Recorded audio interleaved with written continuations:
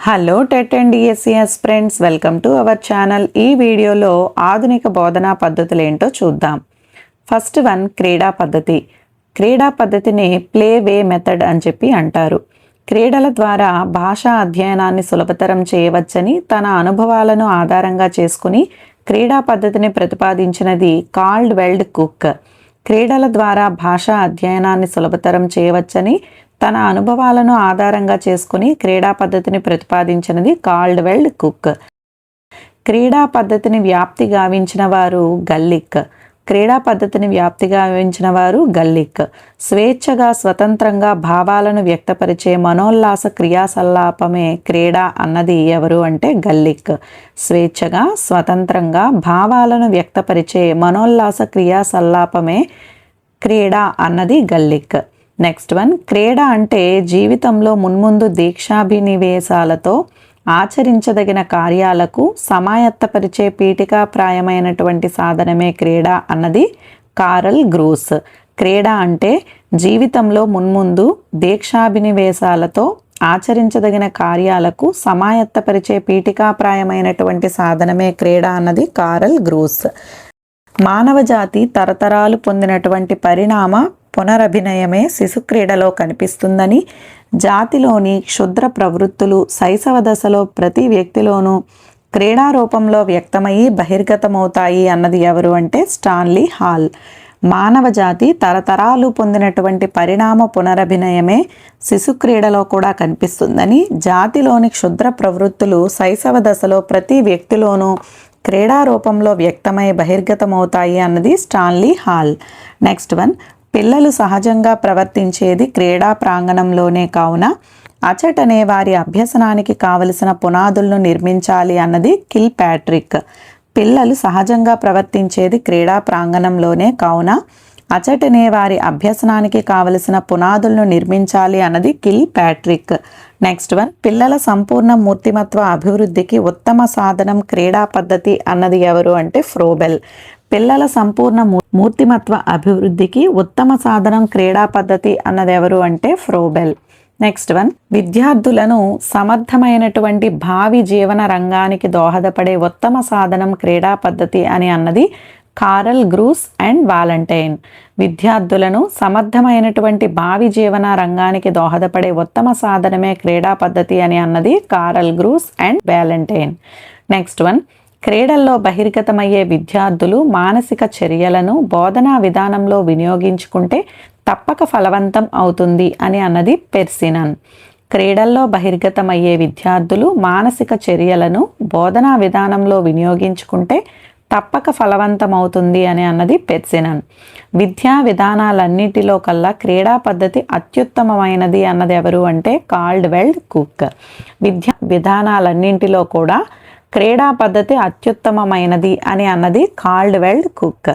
Next one, ఇవి క్రీడా పద్ధతి యొక్క నిర్వచనాలండి. నెక్స్ట్ వన్, క్రీడలలో రకాలేంటో చూద్దాం. క్రీడల్లో రకాలు వయోక్తిక క్రీడలు, జట్టు క్రీడలు, తరగతి గది మొత్తం క్రీడలు, సామూహిక క్రీడలు. నెక్స్ట్ వన్, భాషా క్రీడలు. భాషా క్రీడలు అంటే ఏంటి అంటే ఇందులోకి ఏమేమి అంశాలు వస్తాయి అంటే పద నిర్మాణము, అంత్యాక్షరి, పద పూరణము, పద సేకరణ, వాక్య నిర్మాణము, వాక్య పూరణ, వాక్య సేకరణ, ఇవన్నీ కూడా భాషా క్రీడల కోవకి చెందినటువంటివి. నెక్స్ట్ వన్, క్రీడా పద్ధతి యొక్క ప్రయోజనాలు. ఈ పద్ధతి వలన హాస్యపూరిత ప్రసంగం, సంభాషణ చాతుర్యం, నటనా కౌశలం అలవడతాయి. పిల్లల్లో భావనాశక్తి, సృజనాత్మక అభివృద్ధి చెందుతాయి. నెక్స్ట్ వన్, క్రీడా పద్ధతుల్లోని లోపాలు. అన్ని అంశాలను క్రీడా పద్ధతిలో బోధించలేము. విద్యార్థి నేర్చుకోవటం కంటే ఆనందానికి ప్రాధాన్యతనిస్తారు ఈ పద్ధతిలో. క్రీడా పద్ధతిలో పాఠశాలను వినోదశాలగాను, ఉపాధ్యాయుని ఆనందంగాను భావిస్తారు. క్రీడా పద్ధతిని ఆధారంగా చేసుకుని బోధనా పద్ధతులు రెండు రకాలు. ఆ రెండు ఏంటి అంటే ఒకటి కిండర్ గార్డెన్ పద్ధతి, రెండవది మాంటిసోరీ పద్ధతి. ఇందులో మొదటి కిండర్ గార్డెన్ పద్ధతిని గురించి చూద్దాం. కిండర్ గార్డెన్ పద్ధతి 1826లో స్టార్ట్ అయింది. కిండర్ గార్డెన్ పద్ధతికి గల మరో పేరు బాలోధ్యాన పద్ధతి. కిండర్ గార్డెన్ పద్ధతికి మరొక పేరు బాలోధ్యాన పద్ధతి. కిండర్ గార్డెన్ విద్యా విధానాన్ని ప్రతిపాదించిన వారు ఫ్రెడరిచ్ ఫ్రోబెల్. కిండర్ గార్డెన్ విద్యా విధానాన్ని ప్రతిపాదించిన వారు ఫ్రెడరిచ్ ఫ్రోబెల్. ఫ్రోబెల్ జర్మనీ దేశస్థుడు. కిండర్ అండ్ గార్డెన్ అనేవి రెండు కూడా జర్మన్ పదాలే. కిండర్ అనగా శిశువు, గార్డెన్ అంటే తోట, శిశువు తోట. కిండర్ గార్డెన్ అంటే శిశువు తోట అని అర్థం. కృత్యాలను స్వయంగా నిర్వహించటం అనే సూత్రం ఆధారంగా గల విద్యా విధానం కిండర్ గార్డెన్. ఫ్రోబెల్ రాసినటువంటి గ్రంథం ద ఎడ్యుకేషనల్ అండ్ ప్లాన్.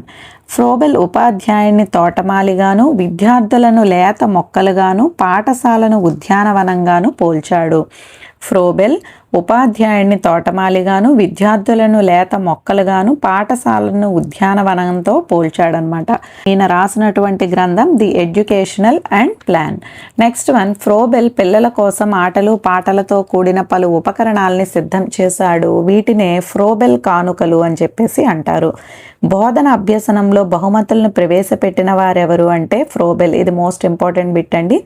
బోధన అభ్యసనంలో బహుమతులను ప్రవేశపెట్టిన వారు Froebel. Next one, Kinder garden పద్ధతి యొక్క ముఖ్యాంశాలు. 3-7 సంవత్సరాల లోపు పిల్లలకు ప్రవేశం ఉంటుంది. పిల్లల ఆరోగ్యము, విద్య ఈ విధానం యొక్క ముఖ్య ఉద్దేశం. కిండర్ గార్డెన్ పాఠశాలలో 3 సిబ్బంది ఉంటారు. వాళ్ళెవరు అంటే 1 వైద్యురాలు, 2వది దర్శకుడు, 3వది పర్యవేక్షకుడు. పాఠశాలను నిర్వహించేది దర్శకుడు అంటే హెచ్ఎం అన్నమాట. నెక్స్ట్, పాఠశాలలో బోధన నిర్వహించేది ఎవరు అంటే పర్యవేక్షకుడు. పాఠశాల నిర్వహణలో దర్శకుడికి సహాయం చేసేది వైద్యుడు అండ్ పర్యవేక్షకుడు. విద్యార్థులకు ఇచ్చినటువంటి బోధనోపకరణాలు గిఫ్ట్స్ ఏంటి అంటే 1 నుంచి 20 వరకు ఉంటాయన్నమాట ఈ పద్ధతిలో. నెక్స్ట్, విద్యార్థి గిఫ్ట్స్ని ఉపయోగించి కృత్యాలని తయారు చేస్తాడు. ఆ కృత్యాలని ఏమంటారు అంటే ఆక్యుపేషన్స్ అని చెప్పి పిలుస్తారు. నెక్స్ట్, కిండర్ గార్డెన్ పద్ధతి యొక్క ప్రయోజనాలు. విద్యార్థులకు ప్రాథమిక విద్యకు సిద్ధం చేస్తుంది. కిండర్ గార్డెన్ పద్ధతి అనేది ప్రాథమిక విద్యార్థులుగా తయారవటానికి సిద్ధం చేస్తుంది అన్నమాట, ప్రాథమిక విద్యకు. అండ్ అలాగే పిల్లలు శారీరక చాలక నైపుణ్యాలను పెంపొందిస్తుంది. విద్యార్థులకు సామాజీకరణకు అవకాశం కల్పిస్తుంది. అవి కిండర్ గార్డెన్ పద్ధతి యొక్క ప్రయోజనాలు. అండ్ అలాగే ఈ కిండర్ గార్డెన్ పద్ధతిలోని లోపాలను చూస్తే ఉపాధ్యాయ విద్యార్థి నిష్పత్తి ఎక్కువగా ఉంటుంది. దానివలన తగిన కృత్యాలను నిర్వహించటానికి, పరికరాలు రూపొందించటానికి ధన వ్యయము అవుతుంది. స్వయం వివర్తనము, స్వయం ప్రకాశము, స్వయం ప్రకటన అన్న అంశాలకు ఈ పద్ధతిలో ప్రాధాన్యం అనేది ఎక్కువ. ఇది very important bit, last previous bit కూడా ఇది.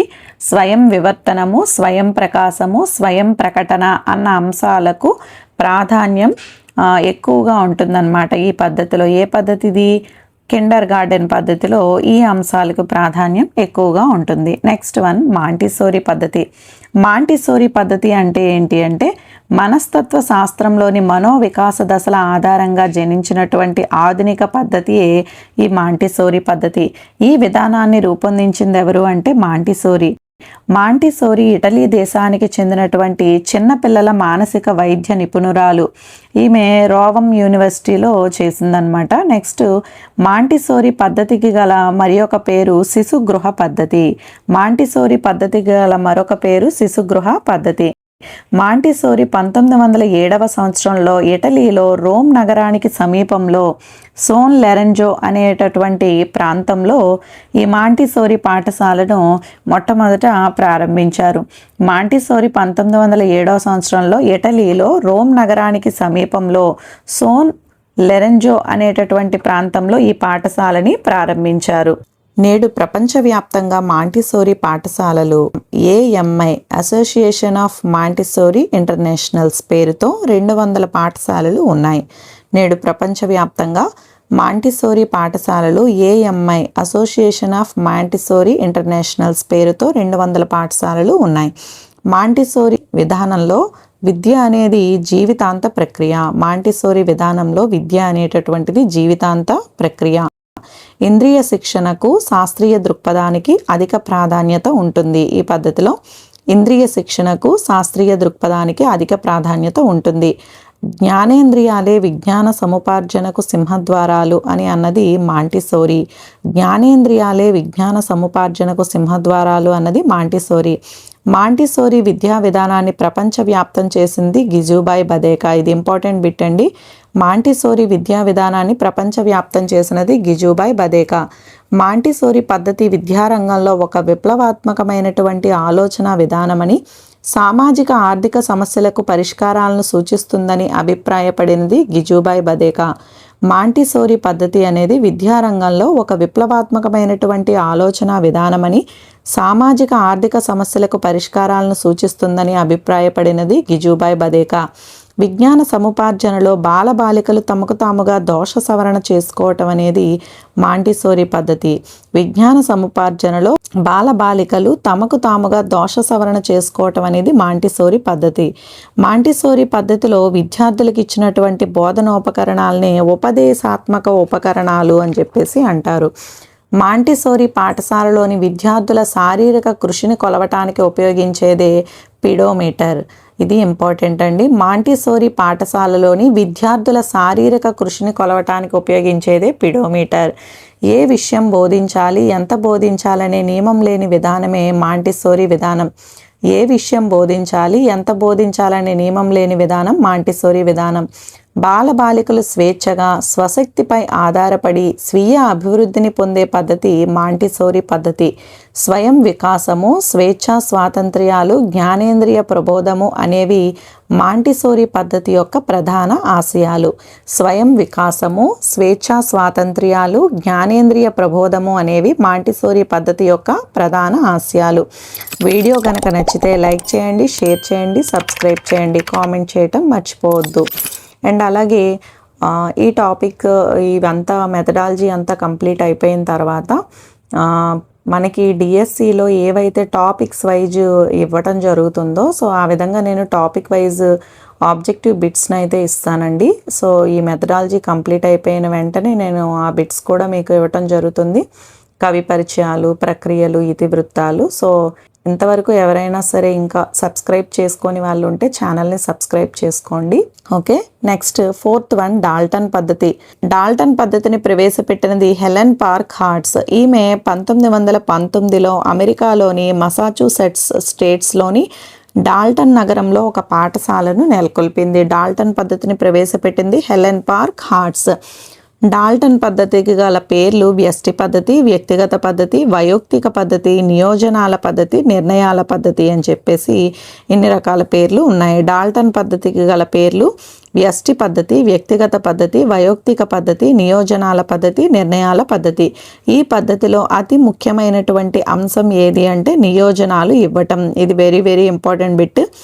డాల్టన్ పద్ధతిలో అతి ముఖ్యమైనటువంటి అంశం ఏది అంటే నియోజనాలు ఇవ్వటం. ప్రాచీన గురుకుల పద్ధతిని ఈ డాల్టన్ పద్ధతి పోలి ఉంటుంది. డాల్టన్ పద్ధతిలో 3 విభాగాలు ఉంటాయి. అవి ఏంటి అంటే హౌస్ సిస్టమ్, నియోజనం, ల్యాబ్. హౌస్ సిస్టమ్, నియోజనం, ల్యాబ్. డాల్టన్ పద్ధతిలోని ముఖ్యాంశాలు చూస్తే ఈ విధానంలో ప్రత్యేక తరగతి విభాగాలు కానీ, పాఠ్య ప్రణాళికలు కానీ, పాఠ్య గ్రంథాలు కానీ ఉండవు. ఈ విధానంలో ఉపాధ్యాయుడు విద్యార్థులకు సులభం, మధ్యస్థం, కఠినం అనే 3 స్థాయిల నియోజనాలను రూపొందించి వారికి ఇవ్వటం జరుగుతుంది. నియోజనాలు లేదా కృత్యాలు ప్రశ్నోత్తరాల రూపాల్లో ఉంటాయి. ఈ విధానంలో విద్యార్థులు సంపూర్ణ స్వతంత్రులు. ఈ విధానంలో ఉపాధ్యాయుని యొక్క పాత్ర మార్గదర్శకుడు. ఈ విధానంలో విద్యార్థులు కాల నిర్ణయ పట్టికలు అనేటటువంటి సంఖ్యలలో బందీలు కాక పూర్తిగా స్వతంత్రులుగా ఉంటారు. పూర్తిగా స్వతంత్రులుగా ఉండే పద్ధతి ఏది అంటే డాల్టన్ పద్ధతి. విద్యార్థులు నియోజనాలను సాధించటానికి మూల గ్రంథాలను, పరామర్శ గ్రంథాలను, నిఘంటువులను, శబ్దపద కోశాలను సంప్రదిస్తారు. ఈ విధానంలో బోధించే పాఠ్యాంశాలు 2 వర్గాలుగా ఉంటాయి. అవి ప్రధాన వర్గము, రెండవది అప్రధాన వర్గము. ప్రధాన వర్గంలో గణితము, భాష, ఆంగ్లము, విజ్ఞాన సాంఘిక శాస్త్రాలు అనేవి ఉంటాయి. అప్రధాన వర్గానికి ఏమొస్తాయంటే చిత్రలేఖనము, క్రీడలు, తోట పని, చేతి వృత్తులు మొదలైనటువంటివన్నీ వస్తాయి. డాల్టన్ పద్ధతిలో హౌస్ సిస్టమ్ అనేటటువంటిది ముఖ్యమైన విభాగము. ఈ హౌస్ సిస్టంలోని అడ్వైజర్ లేదా సలహాదారుడే ప్రముఖ పాత్ర నిర్వహిస్తాడు. ఈ హౌస్ అడ్వైజర్ అనేవాడు పాఠశాలకు, తల్లిదండ్రులకు మధ్య సమన్వయకర్త వలె ఉంటాడు. డాల్టన్ పద్ధతిలో గరిష్ట ప్రణాళిక తెలివైన విద్యార్థికి, సామాన్య విద్యార్థికి, కనిష్ట ప్రణాళికనేమో మందబుద్ధులకి ఇస్తారు. విద్యార్థులకు కాల నిర్ణయ పట్టిక అనేది ఉండదు. ఏ పద్ధతిలో విద్యార్థులకు కాల నిర్ణయ పట్టిక ఉండదు. ఇట్లా క్వశ్చన్స్ అడగటానికి ఛాన్సెస్ ఉన్నాయి. పరీక్షలంటే భయం ఉండదు. ఒకే రకమైనటువంటి విషయ ప్రణాళిక అనేది ఈ పద్ధతిలో ఉండదు. విద్యార్థి స్వేచ్ఛగా తనదైన వేగంతో ఆసక్తులకు అనుగుణంగా అభ్యసనాన్ని ఈ పద్ధతిలో సాధించవచ్చు. నెక్స్ట్ వన్, డాల్టన్ పద్ధతి యొక్క పరిమితులు. ప్రాథమిక స్థాయి విద్యార్థులకు అనుకూలం కాదు. భాషణానికి ప్రాధాన్యత అనేది ఇవ్వరు. నియోజనాలను తయారు చేయడానికి ప్రత్యేకమైనటువంటి శిక్షణ, కృషి అవసరం. విద్యార్థులు నియోజనాలను కాపీ కొట్టే ప్రమాదం కూడా ఉందన్నమాట. నెక్స్ట్ వన్, ప్రాజెక్ట్ పద్ధతి. ప్రాజెక్ట్ పద్ధతి అంటే ఏంటి అంటే జీవితంలో ఎదురయ్యేటటువంటి ఏ సమస్యనైనా సరే అధిగమించటానికి వ్యక్తికి వివేచన, సమయస్ఫూర్తి, ఆత్మవిశ్వాసం ఉండాలి. ఈ లక్షణాలను విద్యార్థి దశలోనే పెంపొందించడానికి ఉపయోగపడే పద్ధతి ప్రాజెక్ట్ పద్ధతి. జీవితంలో ఎదురయ్యేటటువంటి ఏ సమస్యనైనా సరే అధిగమించటానికి వ్యక్తికి వివేచన, సమయస్ఫూర్తి, ఆత్మవిశ్వాసం అనే లక్షణాలు ఉండాలి. ఆ లక్షణాలని విద్యార్థి దశలోనే పెంపొందించడానికి ఉపయోగపడే పద్ధతే ప్రాజెక్ట్ పద్ధతి. ఈ విధానాన్ని జాన్ డ్యూయి ప్రతిపాదించినటువంటి విద్యాతత్వ మూల సూత్రాలను అనుసరించి రూపొందించబడింది. ఈ విధానం జాన్ డ్యూయి ప్రతిపాదించిన విద్యాతత్వ మూల సూత్రాలను అనుసరించి రూపొందించబడింది. ఈ విధానాన్ని మిస్ గల్ అనేటటువంటి ఆంగ్ల వనిత కనిపెట్టారు. ఈమె ఇంగ్లాండ్ దేశానికి చెందినటువంటి ఆమె. ప్రాజెక్ట్ పద్ధతిని కనిపెట్టినటువంటిది ఎవరు అంటే మిస్ గల్. 1908లో ప్రాజెక్ట్ పద్ధతిని స్టీవెన్సన్ వినియోగించారు. 1908లో ప్రాజెక్ట్ పద్ధతిని స్టీఫెన్సన్ వినియోగించారు. ప్రాజెక్ట్ పద్ధతిని మొట్టమొదటిసారిగా ప్రయోగించి మంచి ఫలితాలు సాధించింది ఎవరు అంటే కిల్ ప్యాట్రిక్. ప్రాజెక్ట్ పద్ధతిని మొట్టమొదటిసారిగా ప్రయోగించి మంచి ఫలితాలు సాధించినది Kilpatrick. The project method రాసినది ఎవరు అంటే కిల్ ప్యాట్రిక్. ప్రాజెక్ట్ పద్ధతికి గల పేర్లు సమన్వయ పద్ధతి, యత్నముల పద్ధతి, ప్రకల్పనా పద్ధతి, పథక పద్ధతి, ఉద్యమ పద్ధతి, శాస్త్రీయ పద్ధతి, సమస్య పరిష్కార పద్ధతి. ప్రాజెక్ట్ పద్ధతికి గల పేర్లు సమన్వయ పద్ధతి, యత్నముల పద్ధతి, ప్రకల్పనా పద్ధతి, పథక పద్ధతి, ఉద్యమ పద్ధతి, శాస్త్రీయ పద్ధతి, సమస్య పరిష్కార పద్ధతి. సామాజిక వాతావరణంలో ఇష్టపూర్వకంగా, ఉద్దేశపూర్వకంగా నిర్వహించే కార్యకలాపమే ప్రాజెక్ట్ పద్ధతి అని అన్నది WH కిల్ ప్యాట్రిక్. సామాజిక వాతావరణంలో ఇష్టపూర్వకంగా, ఉద్దేశపూర్వకంగా నిర్వహించే కార్యకలాపమే ప్రాజెక్ట్ పద్ధతి అని అన్నది WH కిల్ ప్యాట్రిక్. పాఠశాలలోకి ప్రవేశించిన ఒక జీవన విధానం ప్రాజెక్ట్ పద్ధతి అన్నది బల్లార్డ్. పాఠశాలలోకి ప్రవేశించిన ఒక జీవన విధానం ప్రాజెక్ట్ పద్ధతి అన్నది బల్లార్డ్. నెక్స్ట్ వన్, స్వాభావికమైనటువంటి పరిస్థితులలో నిర్వహించబడే సమస్య పరిష్కార పద్ధతి ప్రాజెక్ట్ పద్ధతి అన్నది JA స్టీఫెన్సన్. స్వాభావికమైనటువంటి పరిస్థితుల్లో నిర్వహించబడే సమస్య పరిష్కార పద్ధతే ప్రాజెక్ట్ పద్ధతి అన్నది JA స్టీఫెన్సన్. విద్యార్థుల భావి జీవితంలో జీవనోపాధికి ఏం చేయాల్సి వస్తుందో దానినే ఒక ఉద్యమంగా తీసుకుని చేసే పద్ధతే ఉద్యమ పద్ధతి. తరగతి గది విద్యకు, విద్యార్థి జీవన రంగానికి సమన్వయం ఉండేలా చేసిన ప్రయత్న ఫలితమే ప్రకల్పనా పద్ధతి.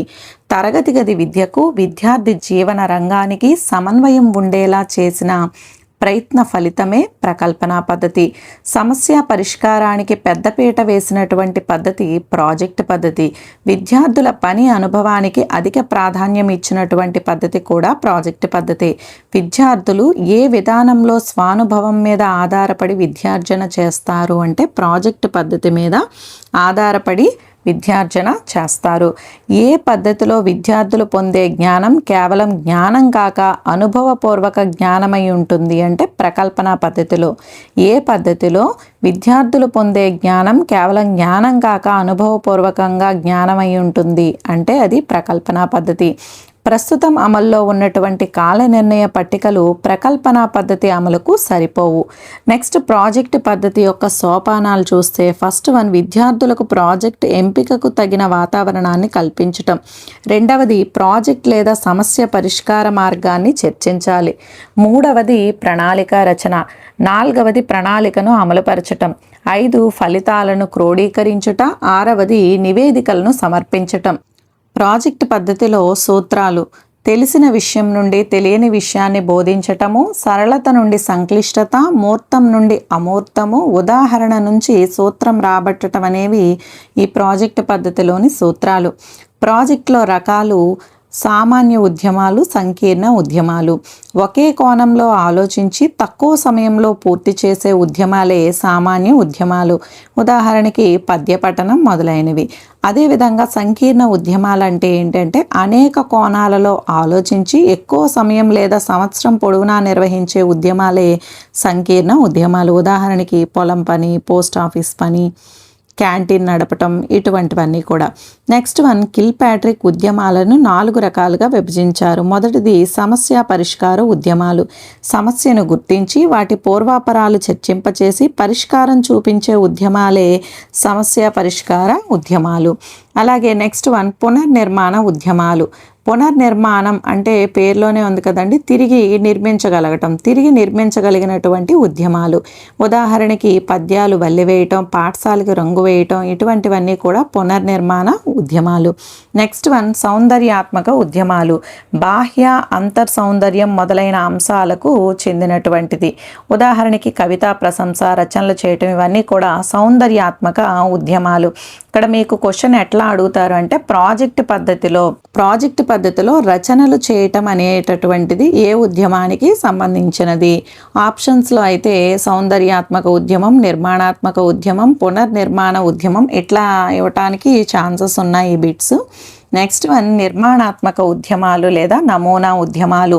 ఉదాహరణకి ఏంటంటే విద్యార్థులు ఉపకరణాలు తయారు చేయటం అనేది నిర్మాణాత్మక ఉద్యమానికి లేదా నమూనా ఉద్యమానికి సంబంధించినది. నెక్స్ట్ వన్, ప్రాజెక్ట్ పద్ధతి యొక్క ప్రయోజనాలు చూస్తే విద్యార్థులలో తార్కిక శక్తిని పెంపొందిస్తుంది. అదేవిధంగా విద్యార్థులకు పని పట్ల గౌరవం పెరుగుతుంది. భావి జీవితంలో ఎదురయ్యే సమస్యలకు పరిష్కార మార్గాల్ని చూపిస్తుంది. అనుభవపూర్వకమైనటువంటి విద్యను అందిస్తుంది ఈ ప్రాజెక్ట్ పద్ధతి. అదేవిధంగా ప్రాజెక్ట్ పద్ధతి యొక్క పరిమితులు చూస్తే మందబుద్ధి కలిగిన విద్యార్థులకు దీనివలన ఉపయోగం ఉండదు. అదేవిధంగా సాహిత్య అభిరుచిని కలిగించలేదు. ప్రాథమిక స్థాయి విద్యార్థులకు ఇది ఆమోదం కాదు. ఇవి ప్రాజెక్ట్ పద్ధతి యొక్క అంశాలు. నెక్స్ట్ వన్, కృత్యాధార పద్ధతి. నేటి విద్యా విధానం ఉపాధ్యాయ కేంద్రీకృతం కాగా విద్యార్థి కేంద్రీకృతంగా సాగాలని బ్లూమ్స్ సిద్ధాంతం ఒక్కానిస్తుంది. అమెరికన్ విద్యావేత్త అయిన బెంజమిన్ బ్లూమ్స్ శిశు కేంద్రీకృత విద్యను ప్రతిపాదించారు. శిశు కేంద్రీకృత విద్యను ప్రతిపాదించినది బెంజమిన్ బ్లూమ్స్. ఈ బ్లూమ్స్ సిద్ధాంతాన్ని అనుసరించి ప్రాథమిక దశలో ప్రవేశపెట్టబడిన శాస్త్రీయ బోధన కృత్యాధార బోధన. కృత్యాధార బోధననే యాక్టివిటీ బేస్డ్ మెథడ్ అని చెప్పేసి అంటారు. కృత్యాధార బోధనకు గల పేర్లు కార్యకలాపాల పద్ధతి, కృత్య పద్ధతి, పని ద్వారా అభ్యసనము. కృత్యాధార బోధన యొక్క ముఖ్య ఉద్దేశాలు ప్రాథమిక విద్యను పటిష్టం చేయటం, గుణాత్మక విద్యను సాధించటం. కృత్యాధార పద్ధతి ద్వారా కనీస అభ్యసన స్థాయిలను సాధించి విద్యలో గుణాత్మకతని పెంపొందించవచ్చు. మన దేశంలో కృత్యాధార పద్ధతిని ప్రతిపాదించిన committee Eshwari Bai Patel committee.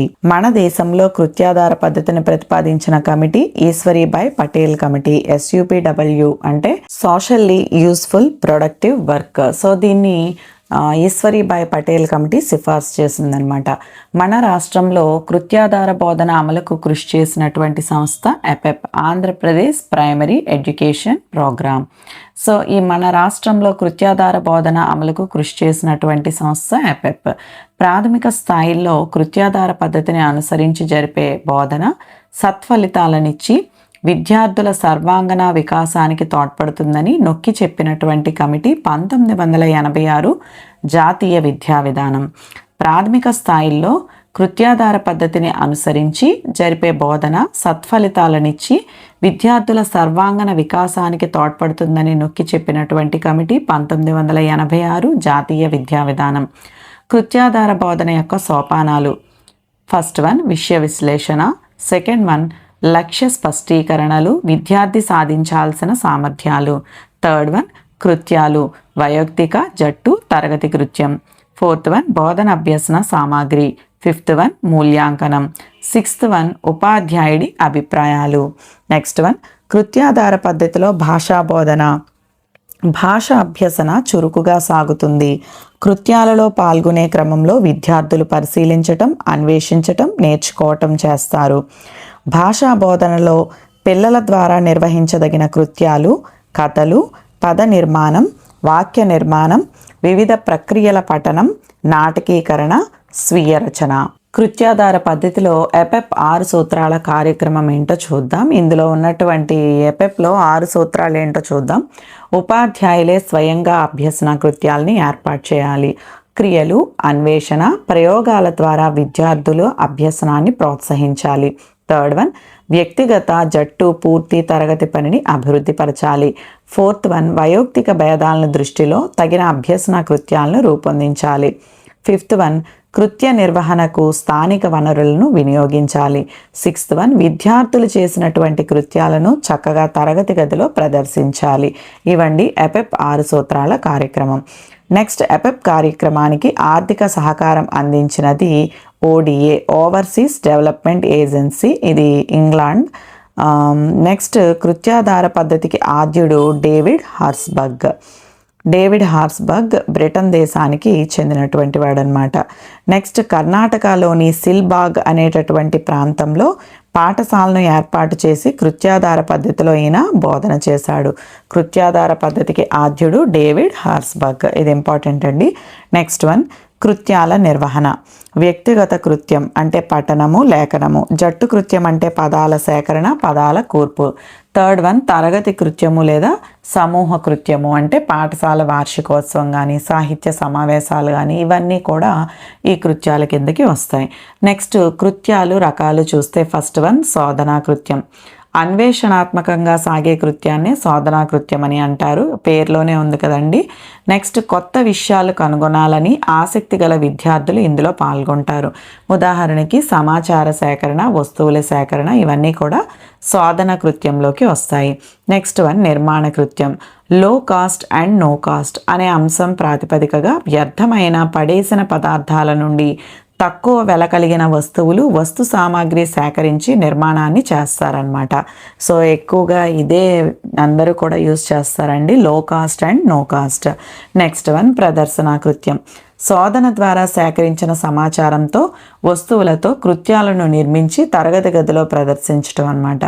Next one, కృత్యాధార పద్ధతి బోధనా వ్యూహాలు చూస్తే ఫస్ట్ వన్, భావన చిత్రం. భావన చిత్రము అంటే మైండ్ మ్యాపింగ్ అనమాట. ఒక అంశంపై పిల్లల అవగాహన, అనుభవాలను ఒక క్రమ పద్ధతిలో తెలుసుకోవటమే భావనా చిత్రం. ఈ మైండ్ మ్యాపింగ్ని ప్రవేశపెట్టింది ఎవరు అంటే ఏఎఫ్ ఆస్బర్గ్. మైండ్ మ్యాపింగ్ను ప్రవేశపెట్టింది ఏఎఫ్ ఆస్బర్గ్. నెక్స్ట్ వన్, నృత్య అభినయం. విద్యార్థులు తాము విన్న, నేర్చుకున్న, తెలుసుకున్న అంశాలను స్వయంగా అభినయం చేయటమే నృత్యాభినయం. Next one, ఏకపాత్రాభినయం. ఏకపాత్రాభినయం అంటే పాఠంలో ఒక పాత్ర మాట్లాడిన విషయాన్ని తీసుకుని విద్యార్థి చేత ప్రదర్శింప చేయటాన్నే ఏకపాత్రాభినయం అంటారు. నెక్స్ట్ వన్, జిగ్సా పద్ధతి. జిగ్సా పద్ధతిని ప్రతిపాదించింది ఎవరు అంటే ఎలియట్ ఆరోన్సన్. జిగ్సా పద్ధతిని ప్రతిపాదించింది ఎలియట్ ఆరోన్సన్. అందరు విద్యార్థులు పరస్పర సహకారంతో అభ్యసించటానికి అనువైనటువంటి చక్కని వ్యూహం ఏది అంటే జిగ్సా విధానం. నెక్స్ట్ వన్, పఠనానికి ఎక్కువ ప్రాధాన్యం గల ఆట జిగ్సా. ఇది లాస్ట్ మనకి టెట్ బిట్ అండి ఇది. సో ఇది ఇంపార్టెంట్, జిగ్సా పద్ధతి గురించి అడిగేటటువంటి అవకాశం ఉంది. So next one, KWC, KWL. ఈ విధానాన్ని ప్రతిపాదించింది ఎవరు అంటే ఆర్థర్ హ్యూడ్. కేడబ్ల్యూసి లేదా కేడబ్ల్యూఎల్ విధానాన్ని ప్రతిపాదించినది ఆర్థర్ హ్యూడ్. విద్యార్థులను ఆలోచింపచేయటానికి, ఆలోచనలకు నిర్దిష్ట పదం వైపు నడిపించడానికి ఇది ఉపయోగపడుతుంది. కే అంటే వాట్ ఐ నో, డబ్ల్యూ అంటే వాట్ ఐ వాంట్, సి అంటే what I constant and what I learnt, L అంటే what I learnt. Next one, కృత్యాధార పద్ధతి ప్రయోజనాలు. విద్యార్థులు స్వయం అభ్యసనా శక్తిని పెంపొందించవచ్చు. అలాగే సృజనాత్మకతకు దారితీస్తుంది. వయోక్తిక నైపుణ్యాలను గుర్తించవచ్చు. విద్యార్థుల మధ్య సహకార భావాన్ని పెంపొందించవచ్చు. అండ్ అలాగే కృత్యాధార పద్ధతిలోని లోపాలు ఏంటి అంటే తెలివైన విద్యార్థికి విసుగు కలిగించేటటువంటి పద్ధతి. అండ్ అలాగే అమూర్తమైనటువంటి భావాల్ని మనం బోధించలేము, అంటే కంటికి కనిపించినటువంటి భావాల్ని మనం దీని ద్వారా బోధించలేమన్నమాట. నెక్స్ట్ వన్, కార్యక్రమయుత అభ్యసనం. ఈ విధానం operation conditioning theory of learning అన్న కార్యసాధక నిబంధన సిద్ధాంతం ద్వారా వెలుగులోకి వచ్చింది. బోధనా విధానంలో మరియు బోధన అభ్యసనంలో ప్రధాన పాత్ర వహించు శాస్త్రము విద్యా మనోవిజ్ఞాన శాస్త్రము. ఈ విధానంలో విద్యార్థి పరివర్తనకు వారి శీల నిర్మాణానికి ప్రాధాన్యం ఉంటుంది. కార్యక్రమయుత అభ్యసనంలో విద్యార్థి యొక్క పరివర్తనకు వారి శీల నిర్మాణానికి ప్రాధాన్యం ఉంటుంది. ఇది ఇంపార్టెంట్ బిట్ అండి. సో నెక్స్ట్ వన్ అదేవిధంగా కార్యక్రమయుత అభ్యసనాన్ని ప్రతిపాదించినది. ఈ విధానాలని ప్రతిపాదించిన వాళ్ళు కూడా ఇంపార్టెంటే. ప్రతి విధానం గురించి కూడా చక్కగా క్షుణ్ణంగా చదవండి. సో నెక్స్ట్ కార్యక్రమయుత అభ్యసనాన్ని ప్రతిపాదించినది బిఎఫ్ స్కిన్నర్. బిఎఫ్ స్కిన్నర్ దృష్టిలో అభ్యసనం అనగా ప్రవర్తనల పరివర్తన. బిఎఫ్ స్కిన్నర్ ఈ విధానాన్ని బోధనా యంత్ర సహాయంతో మొదట జంతువులపై ప్రయోగించాడు. బోధనా యంత్రాన్ని కనిపెట్టిన వారు సిడ్నీ ఎల్ ప్రెస్సీ 1920లో. బోధనా యంత్రమును అభివృద్ధి పరిచినటువంటి వారు BF Skinner. The technology teaching గ్రంథకర్త బిఎఫ్ స్కిన్నర్. బిఎఫ్ స్కిన్నర్ రాసినటువంటి గ్రంథం the technology teaching. BF Skinner అభ్యసనంలో పునర్బలనం యొక్క ఆవశ్యకతను గురించి చెప్పారు. బోధన విద్యార్థి ప్రవర్తన పరివర్తనలకు మేలు కల్పిస్తుంది అన్నది బిఎఫ్ స్కిన్నర్. నెక్స్ట్ వన్, కార్యక్రమయుత బోధన ప్రధానంగా 2 విధాలుగా జరుగుతుంది. అవి ఒకటి ఏంటంటే సాకీయ కార్యక్రమం, రెండవది రేఖీయ కార్యక్రమం. ఈ విధానాన్ని అనుసరించి అధ్యయన అంశాలను చిన్న కృత్యాలుగా తయారు చేసి బోధనలో మంచి ఫలితాలు సాధించిన వారెవరు అంటే గిల్బర్ట్. ఈ పద్ధతిలో అధ్యయన అంశాన్ని చట్రాల ద్వారా బోధిస్తారనమాట. ఈ పద్ధతిలో అధ్యయన అంశాన్ని దేని ద్వారా బోధిస్తారు అంటే చట్రాల ద్వారా బోధిస్తారు. కార్యక్రమయుత అభ్యసనం విద్యార్థుల్లో స్వీయ అధ్యయన శక్తిని పెంపొందిస్తుంది. అభ్యసనంలో విద్యార్థి పొందే సంతృప్తి అతనిని అభ్యసనంలో ముందుకు నడిపిస్తుంది అనే భావనతో ఈ పద్ధతిని ప్రవేశపెట్టాడు. ప్రపంచంలో మొదటి కార్యక్రమయుత కర్త ఎవరు అంటే సోక్రటీస్. భగవద్గీత రచన ఈ కార్యక్రమయుత పద్ధతిలో చేయబడిందన్నమాట. నెక్స్ట్ వన్, విద్యార్థి కేంద్రీకృత పద్ధతి. కార్యక్రమయుత అభ్యసనం అనేది విద్యార్థి కేంద్రీకృత పద్ధతి. నెక్స్ట్ వన్, కార్యక్రమయుత బోధనలో రేఖీయ కార్యక్రమాన్ని ప్రతిపాదించినది ఎవరు అంటే స్కిన్నర్. సాకీయ కార్యక్రమాన్ని ప్రతిపాదించినది నార్మన్ ఎస్రాడ్. మ్యాథమెటిక్స్ కార్యక్రమాన్ని ప్రతిపాదించినది గిల్బర్ట్. నెక్స్ట్ వన్, బృంద బోధన. బృంద బోధన అనగా టీమ్ టీచింగ్. బృంద బోధనని 1955లో హార్వర్డ్ విశ్వవిద్యాలయం వారు ప్రవేశపెట్టారు. 1957లో బృంద బోధన లెక్సింగ్టన్ పట్టణంలో అమలుకు నోచుకుంది. బృంద బోధన వ్యాప్తికి కృషి చేసిన వారు Francis Base and J Lloyd Trump. కొంతమంది ఉపాధ్యాయులు కలిసి సమిష్టి బాధ్యత వహించి విద్యార్థులకు ఒకే పాఠ్యాంశాన్ని బోధించటాన్ని బృంద బోధన అంటారు.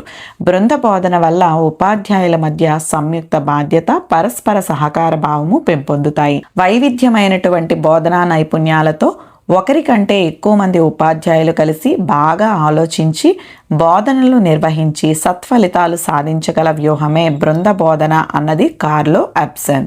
వైవిధ్యమైనటువంటి బోధనా నైపుణ్యాలతో ఒకరికంటే ఎక్కువ మంది ఉపాధ్యాయులు కలిసి బాగా ఆలోచించి బోధనలు నిర్వహించి సత్ఫలితాలు సాధించగల వ్యూహమే బృంద బోధన అని అన్నది కార్లో ఎప్సన్. ఇద్దరికంటే ఎక్కువ మంది ఉపాధ్యాయులు ఒక ప్రణాళికాబద్ధంగా పరస్పర సహకారంతో బోధనను మూల్యాంకనాన్ని నిర్వహించే విధానమే బృంద బోధన అని అన్నది ఎంబి నాయక్. ఒక పాఠశాలలోని ఉపాధ్యాయులు ఒక బృందంగా ఏర్పడి తమకున్న ప్రత్యేక నైపుణ్యాలను, వనరులను దృష్టిలో పెట్టుకుని బోధించే పద్ధతే బృంద బోధన అని అన్నది డేవిడ్ వర్విక్. ఒక పాఠశాలలోని ఉపాధ్యాయులు ఒక బృందంగా ఏర్పడి తమకున్న ప్రత్యేక నైపుణ్యాలను, వనరులను దృష్టిలో పెట్టుకుని బోధించే పద్ధతే బృంద బోధన అని అన్నది డేవిడ్ వర్విక్. నెక్స్ట్ వన్, సూక్ష్మ బోధన. సూక్ష్మ బోధన అనగా మైక్రో టీచింగ్. సూక్ష్మ బోధనను స్టాన్ఫర్డ్ విశ్వవిద్యాలయం వారు అభివృద్ధి పరిచారు 1960లో. సూక్ష్మ బోధన వ్యాప్తికి కృషి చేసినటువంటి వారు Kim Romney and Dwight Ellen. సూక్ష్మ బోధన వ్యాప్తికి కృషి చేసినటువంటి వారు Kim Romney and Dwight Ellen. ఈ బోధనను శిక్షణా సంస్థలకు అనుగుణంగా సిద్ధాంతీకరించిన వారు హోరస్ హోరాస్ అబర్టైన్. నెక్స్ట్ వన్, శిక్షణా కళాశాలలకు వరప్రసాదంగా భావించే బోధనే సూక్ష్మ బోధన. శిక్షణా కళాశాలలకు, ఇది ఇంపార్టెంట్ అండి, శిక్షణా కళాశాలలకు వరప్రసాదంగా భావించే బోధన సూక్ష్మ బోధన. ఒక నైపుణ్యాన్ని ఎన్నుకుని దానిని సంపూర్ణంగా సాధించే వరకు అభ్యాసం చేయటాన్ని సూక్ష్మ బోధన అంటారు. తక్కువ మంది విద్యార్థులకు తక్కువ సమయంలో తక్కువ విషయాన్ని మంచి నైపుణ్యంతో అర్థవంతంగా బోధించటాన్ని సూక్ష్మ బోధన అంటారు. నెక్స్ట్ వన్, పూర్వ సేవ, సేవాంతర్గత స్థాయి ఉపాధ్యాయుల వృత్తి వికాసానికి దోహదపడు శిక్షణనే సూక్ష్మ బోధన అంటారు. పూర్వ సేవ, సేవాంతర్గత స్థాయి ఉపాధ్యాయుల వృత్తి వికాసానికి దోహదపడు శిక్షణనే సూక్ష్మ బోధన అంటారు. తరగతి బోధనలో ఉపాధ్యాయుడు ఎదుర్కొనే సంక్లిష్టతలను దూరం చేసి తన బోధనలో పునర్బలనం అందించే పద్ధతి సూక్ష్మ బోధన పద్ధతి. తరగతి బోధనలో ఉపాధ్యాయుడు ఎదుర్కొనేటటువంటి సంక్లిష్టతలను దూరం చేసి తన బోధనలో పునర్బలనం అందించే పద్ధతి సూక్ష్మ బోధన పద్ధతి. మూల్యాంకనం చేయటానికి, లోపాలను సవరించుకోవటానికి ఏ బోధనలో అవకాశం ఉంటుంది అంటే సూక్ష్మ బోధనలో అవకాశం ఉంటుంది. సాధారణ తరగతి బోధనలో క్లిష్టతను తగ్గించే బోధనే సూక్ష్మ బోధన. సూక్ష్మ బోధన సోపాన క్రమాన్ని చూస్తే బోధనకి 5 నిమిషాలు, విమర్శనం పునర్బలనానికి 10 నిమిషాలు, తిరిగి రాసుకోవటానికి 15 నిమిషాలు, పునర్బోధనకి 5 నిమిషాలు, పునర్విమర్శకి 10 నిమిషాలు, మొత్తం 45 నిమిషాలు ఈ సూక్ష్మ బోధనకి కేటాయించడం జరుగుతుంది. నెక్స్ట్ వన్, పర్యవేక్షణాత్మక అధ్యయనం. పర్యవేక్షణాత్మక అధ్యయనం అనగా సూపర్వైజరీ స్టడీ అన్నమాట. పాఠశాల చదువుల్లో వెనుకబడిన విద్యార్థులను గుర్తించి వారి అభ్యసనాన్ని మెరుగుపరిచే పద్ధతి ఈ పర్యవేక్షణాత్మక అధ్యయనం. విద్యార్థి ఏ ఏ విషయాల్లో సరైన అభివృద్ధిని సాధించలేదో వాటి సవరణ కోసం విద్యార్థుల చేత ప్రత్యేక కృషి చేయించటమే ఈ పర్యవేక్షణాత్మక అధ్యయనం యొక్క ముఖ్య ఉద్దేశం. విద్యార్థులలో దీని ద్వారా స్వయం అధ్యయన శక్తిని ప్రోత్సహించవచ్చు. ఈ విధానంలో ఉపాధ్యాయుడి యొక్క పాత్ర మార్గదర్శకుడు. చదువులో మరియు ఆర్థికంగా వెనుకబడిన విద్యార్థులకు ఈ విధానం మంచి ప్రయోజనకారిగా ఉంటుంది. ఈ విధానాన్ని అమలుపరచడానికి చివరి పీరియడ్ని కేటాయించాలి. ఈ నియంత్రిత అధ్యయనానికి మౌన పఠనమే శరణ్యము. పర్యవేక్షణాత్మక అధ్యయనానికి మౌన పఠనమే శరణ్యము. ఇది ఇంపార్టెంట్ అండి. నెక్స్ట్ వన్, ఈ విధానం ద్వారా విద్యార్థులలో లేఖన సామర్థ్యం అనేది పెరుగుతుంది. నెక్స్ట్ వన్, కంప్యూటర్ సహాయక బోధన. బోధనలో కంప్యూటర్ని వినియోగించే విధానాన్ని కంప్యూటర్ సహాయక బోధన అని చెప్పేసి అంటారు. బోధనాంశం యొక్క సంక్షిప్త వివరణనిచ్చి తర్వాత ఆ విషయానికి సంబంధించిన అంశాన్ని కంప్యూటర్ తెరపై ఉపాధ్యాయుడు ప్రదర్శిస్తాడు. విద్యార్థి 15 లేదా 20 నిమిషాలు పరిశీలించిన తర్వాత పూర్వ వివరణ ఆధారంగా, కంప్యూటర్ ప్రదర్శన ఆధారంగా ప్రశ్నలకు సమాధానాలు రాయించడం ద్వారా మూల్యాంకనం చేస్తాడు. కంప్యూటర్ అనేది ఒక ప్రభావశీలమైనటువంటి బోధనోపకరణం అయినందున ఈ బోధన సజీవమైనటువంటి తరగతి బోధనకి అవకాశం ఇస్తుందన్నమాట. నెక్స్ట్ వన్, బహుళ తరగతి బోధన.